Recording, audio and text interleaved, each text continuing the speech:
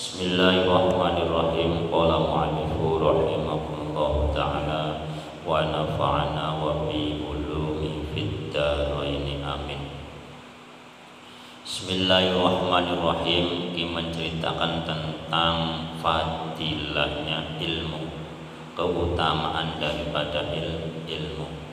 Yarfa'u luhurake ngangkat sin Allah Gusti Allah alladzina ing wong akeh amanu kang padha iman sapa alladzina minkum saking sira kabeh walladzina lan wong utu kang diparingi apa sapa alladzina al ilma ing ilmu diangkat darajatan ing pira-pira derajat. Gusti Allah ini mengangkat derajat seseorang itu hiji diberikan kepada orang yang beriman, kedua diberikan kepada orang yang mempunyai ilmu. Wa qala lan nikosep sinten Ibnu Abbas radhiyallahu anhuma lil ulama ilan kedua ulama darajatun utawi memperoleh pira-pira derajat fauqal mukminina ing dalam sadure pira-pira wong kang beriman diperoleh bisa ba'ati darajatin kelawan 700 derajat. Ulama itu memperoleh derajat itu di atas dari orang-orang yang beriman dengan berapa derajat? 700 derajat. Nah, wong beriman tanpa ilmu dibandingkan dengan ulama yang beriman dengan ilmu itu derajatnya dibandingkan 700 derajat. Wa ma utai perkara baina darajataini ing dalam derajat loro iku masiratu hamsimiati amin iku sekitar jarak tempuh 500 tahun di antara derajat satu dengan derajat yang lain. Itu kalau di jarak tempuh itu 500 tahun, sangat jauh sekali. Hanya orang beriman yang tidak mempunyai ilmu dengan orang yang beriman yang mempunyai ilmu, yaitu ulama. Derajatnya itu di antara satu derajat dengan derajat yang lain itu ditempuh sekitar 500 tahun baru bisa kita menemukan, bisa bersama. Wa qala lan ngendika sinten Allah Gusti Azza wa Jalla qul ngucapa sapa sira Muhammad hal yastawi apa ta padha sama sapa alladzina wong ya'lamu kang anduwe ilmu sapa alladzina walladzina lan wong akeh la ya'lamuna kang ora padha duwe ilmu sapa alladzina. Ucapkan untuk sira Muhammad, katakan ya Muhammad, apakah sama dengan orang yang berilmu dengan orang yang tidak berilmu? Jelas beda. Tidak boleh orang yang berilmu ini dibandingkan dengan orang yang tidak berilmu. Mana ada seseorang mengatakan satu orang yang ahli maksiat, Habib ini, satu Habib yang ahli maksiat, yang bodoh, yang jahil, itu lebih utama daripada 70 kiai yang alim. Nah, ini dibantah oleh Allah, dibantah dengan dalil hal yastawil ladzina ya'lamun. Apakah sama orang yang berilmu dengan orang yang tidak berilmu? Jelas beda. Nah, dawuh seperti itu, ada kalau seperti itu kalau ada ucapan seorang ulama atau tulisan seorang ulama itu bertentangan dengan dalil Al-Quran atau hadis, maka la'allahu shawab, bahwa perkataan tersebut mungkin salah ketik. Salah ketik mungkin. Salah ketik tidak dibenarkan gitu. Kan kalau ulama ngaji-ngaji, para ulama benar-benar langsung mancep atine seperti Abu Yatim Pandeglang itu, kalau ada salah dalam penulisan itu la'alahu menawa yang benar ini seperti ini, itu ada adabnya. Tidak boleh kita juga menyalahkan kepada orang yang mengarang kitab. Enggak boleh, wah ini yang mengarang kitab ini sesat ini, wah, langsung enggak bisa. Ki mbok menawa yang salah ketik, yang ngetik salah, mungkin maksudnya seperti ini. Nah, itu dibenarkan oleh seorang ulama tersebut, bukan menyalahkan tapi dibenarkan, karena di dalam setiap keterangan dalam kitab tersebut, ketika di akhir khatamnya itu, ketika para pembaca, kalau ada yang bacaan tulisan kami yang salah, tolong dibenarkan. Nah, gitu. Setiap tulisan siapa saja, ulama siapa saja menulis kitab itu pasti diperhatikan di akhir kalimat nanti. Kalau ada kesalahan dalam penulisan tolong dibenarkan. Nah, jadi makanya kita nggak boleh menyalahkan bahwa mengatakan ulama ini sesat. Mungkin yang ngetik salah ketik gitu aja. Akhirnya dibenarkan karena bertentangan dengan Al-Quran dan hadis. Kalau bertentangan dengan Al-Quran dan hadis, maka ini mungkin bisa dikatakan salah. Wa qala lan ngendika sinan Allah Gusti Allah taala ma'ruf sapa Allah, innama yahsya aing pastine wedi sin Allah ing Gusti Allah min ibadihi saking pira-pira kaulane Allah, sinten kang wedi sapa al ulama'u pira-pira ulama. Yang takut sungguh bahwa yang takut kepada Allah dari kaulanya Allah itu adalah ulama. Kalau ulama dalam segi bahasa mungkin mencakup semuanya. Siapa saja yang takut dengan Allah, termasuk hewan pun ya ulama. Kalau ini bahas dalam arti bahasa. Arti bahasa itu mencakup semuanya. Siapa saja yang takut kepada Allah, wong gendeng yang berarti kali Gusti Allah ya ulama. Nah, itu secara bahasa. Tapi kalau secara istilah ilmu agama ini, bahwa ulama ini adalah orang yang benar-benar siji duweni akal. Dunia akal, harus punya akal, punya ilmu, menguasai ilmu Quran hadisnya hafal. Nah, Qurannya hafal, paham, hadisnya juga paham. Nah, ini seorang dan ketiga mempunyai rasa takut kepada Allah. Itu baru bisa dikatakan namanya ulama.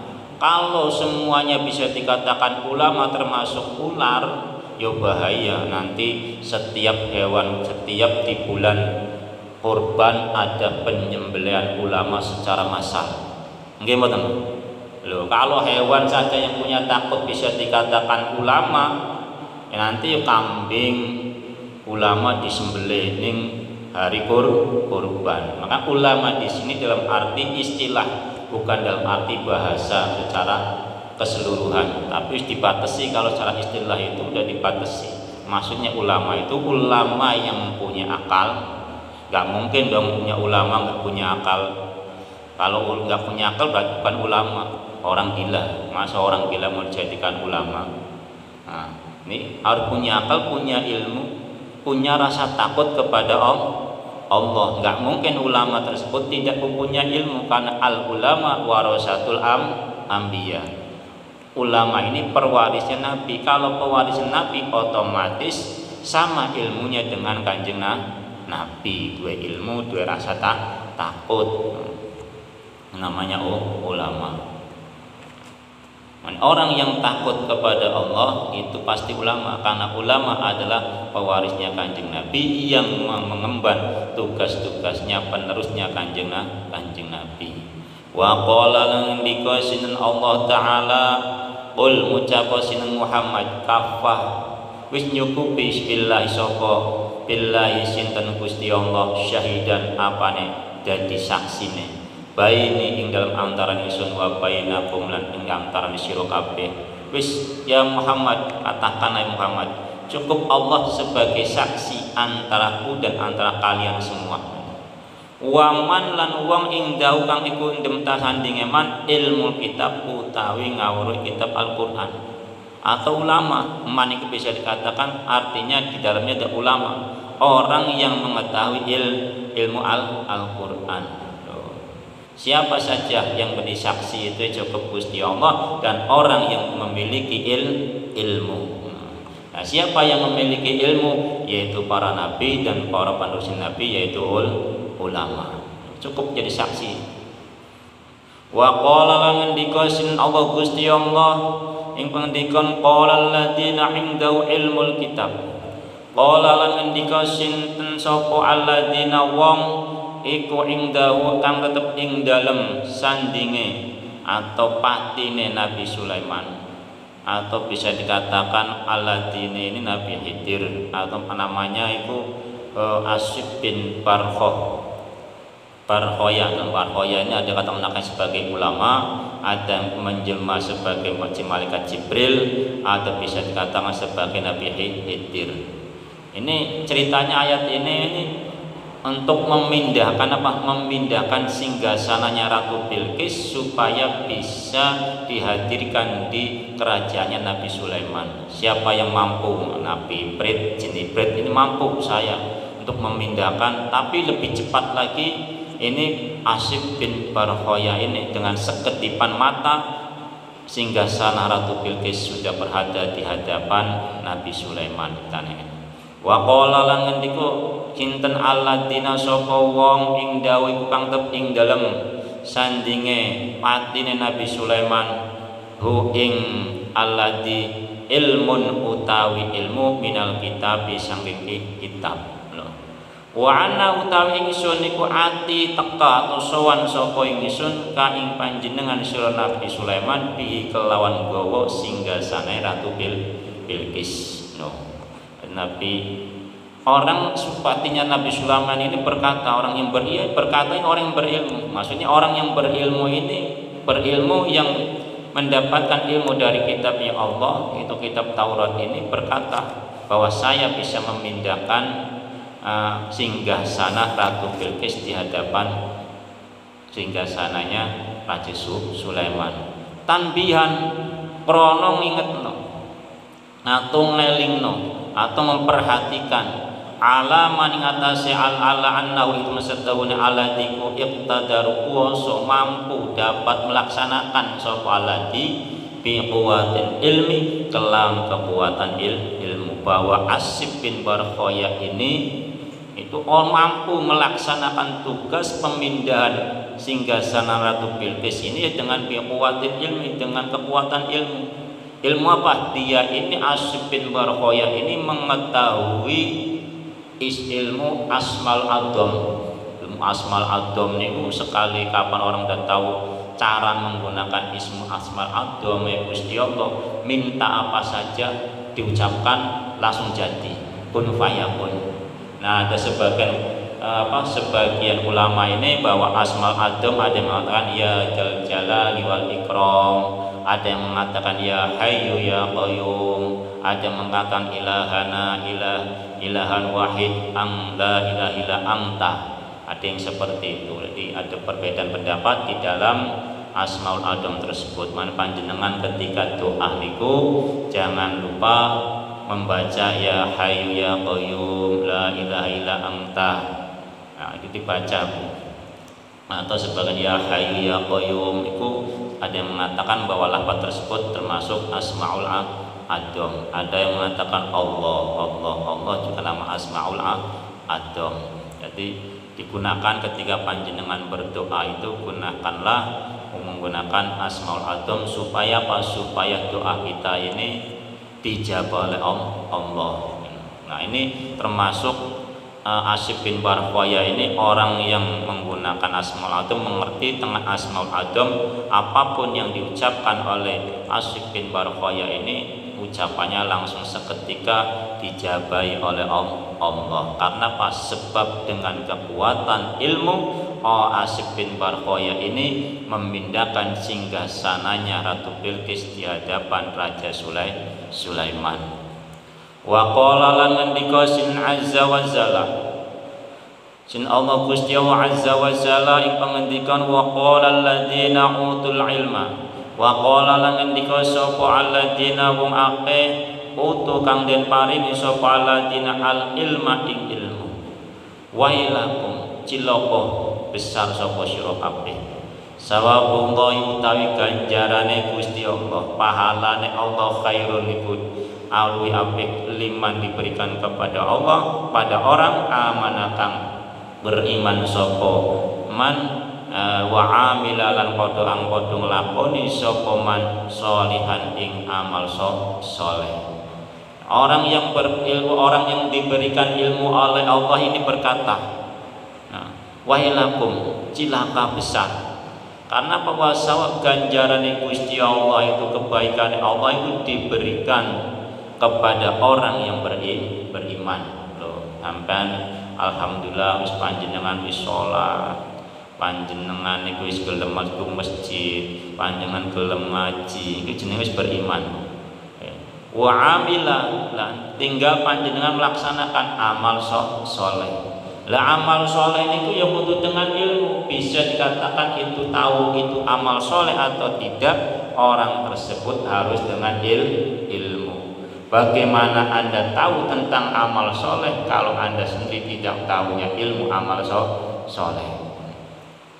Yang diberikan oleh pahala oleh Allah itu ya siji, orang yang beriman. Pasti kalau orang beriman tersebut melaksanakan perintah-perintah Gusti Allah sesuai dengan ilmu. Kan orang-orang yang bodoh itu melakukan amal yang mardudatun, tidak akan diterima.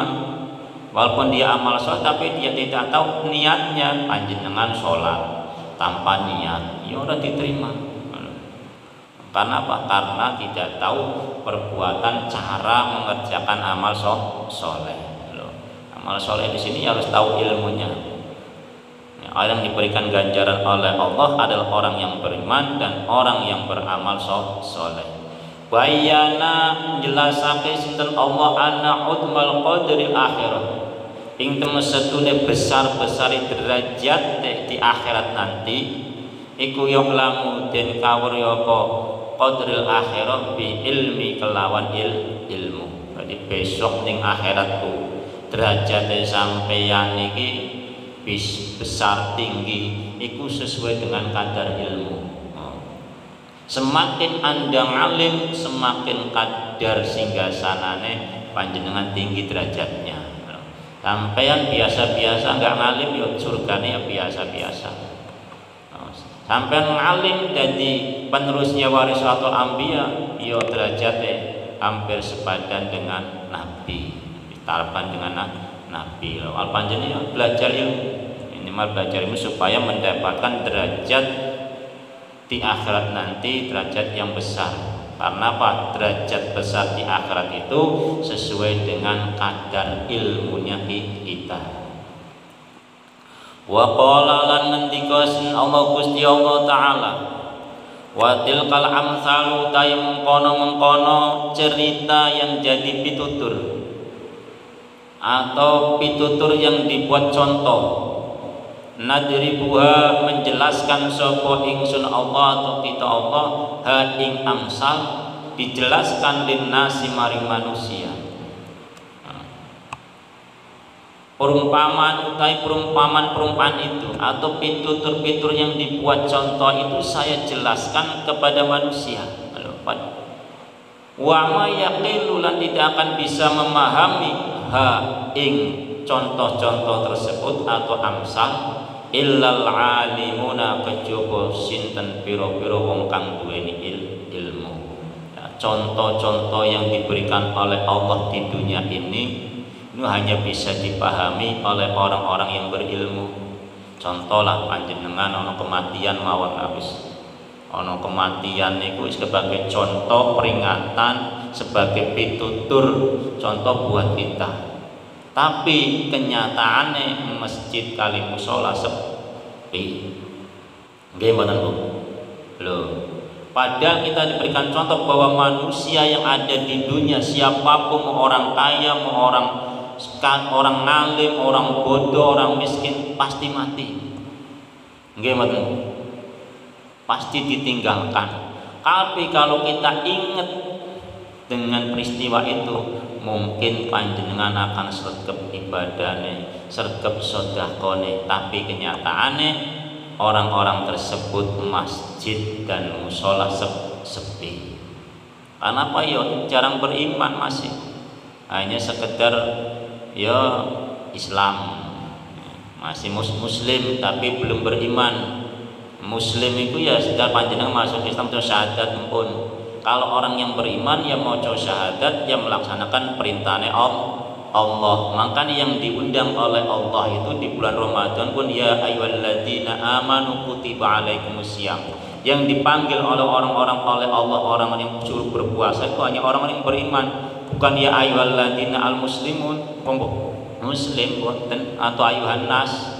Tapi khusus karena apa, yang menjalankan rata-rata puasa tersebut gelem melakoni puasa itu hanya orang-orang yang beriman. Makanya orang yang beriman ini akan diberikan derajat oleh Allah, diberikan oleh ganjaran Allah, dan plus dengan amal soleh. Amanah wa amila solihah.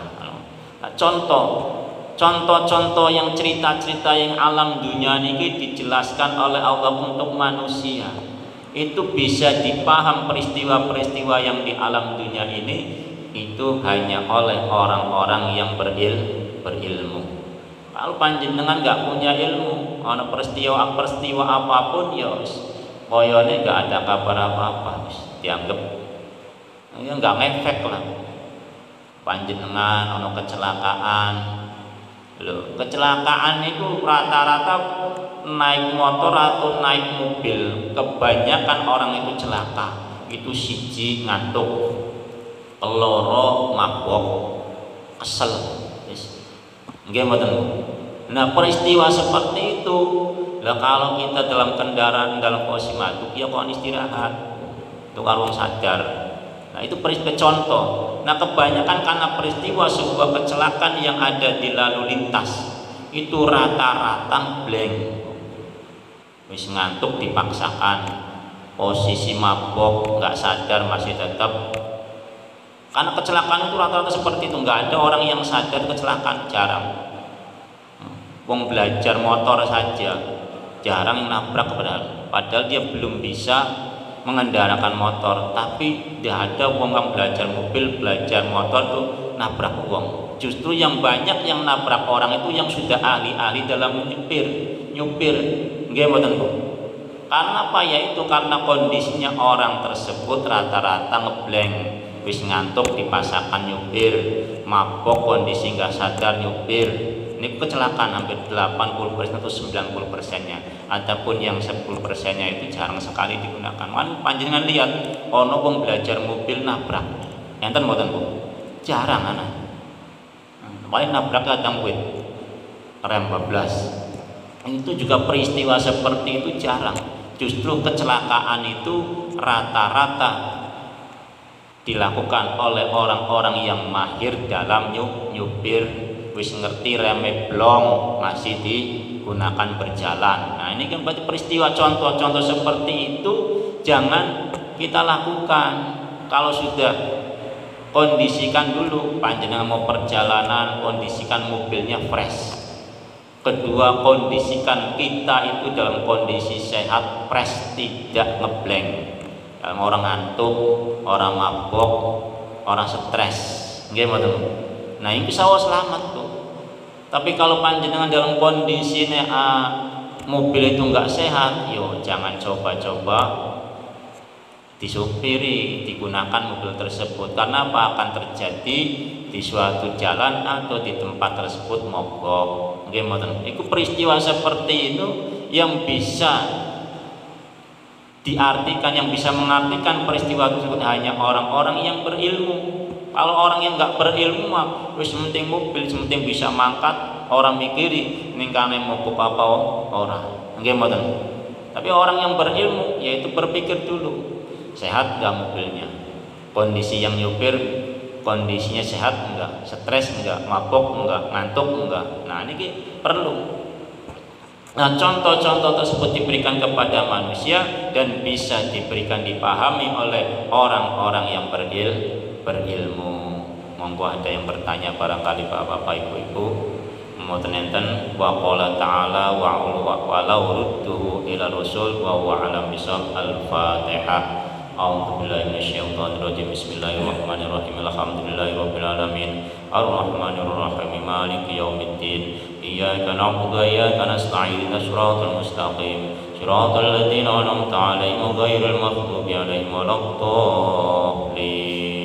Amin. Adi darullah wa fiha ibadallah. Amirha ya Rabbi bijaika ya Rasulullah. Hadihi diyaru darullah wa fiha ibadallah amirha ya Rabbi bijahika ya Rasulullah hadhihi daru darullah wa fiha ibadallah amirha ya Rabbi bijahika ya Rasulullah. Bismillahirrahmanirrahim. Qul huwallahu ahad Allahu samad lam yalid wa lam yulad wa lam yakul lahu kufuwan ahad. Bismillahirrahmanirrahim. Qul huwallahu ahad Allahu samad lam yalid wa lam yulad wa lam yakul lahu kufuwan ahad. Allahumma sholli ala Muhammad ya Rabbi sholli alaihi wa sallim. Allahumma sholli ala Muhammad ya Rabbi sholli alaihi wa sallim. Allahumma sholli ala Muhammad Rasulillah ya dzal jalali wal ikram. Amitna ala dinil Islam. Subhanaka Allahumma wa bihamdik asyhadu an la ilaha illa anta astaghfiruka wa atubu ilaik. Assalamualaikum warahmatullahi wabarakatuh.